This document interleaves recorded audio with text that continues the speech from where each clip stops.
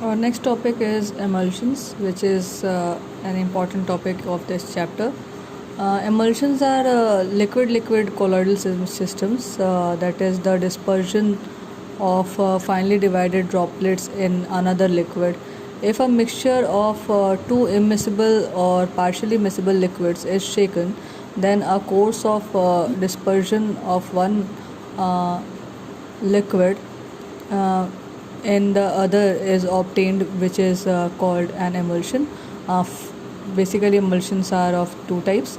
First one is your oil dispersed in water emulsion, and the other one is your water dispersed in oil emulsion.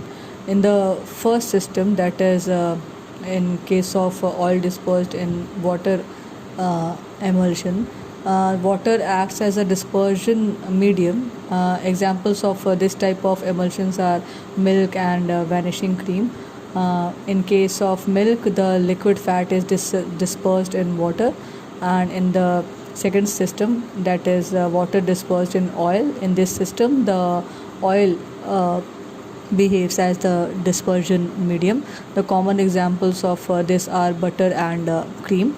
So, emulsions of oil in water are unstable, and sometimes they separate in two layers on standing. For the stabilization of an emulsion, a third component is used, which is called your emulsifying agent.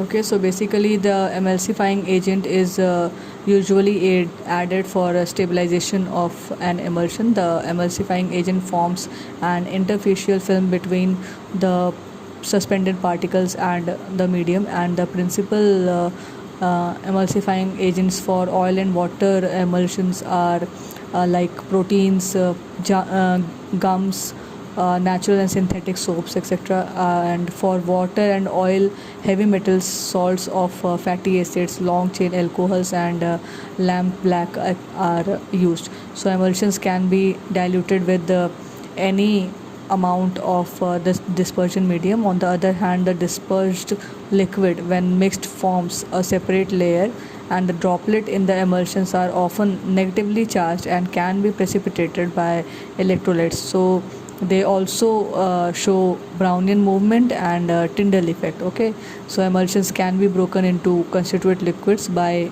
heating, freezing, or the process of centrifugation. And the centrifugation process, which is studied by you in class 9th, also you have studied the process of centrifugation. Okay, so this emulsion can be broken into its constituent by the process of by three processes: heating, freezing, and centrifugation. So these are all about emulsions.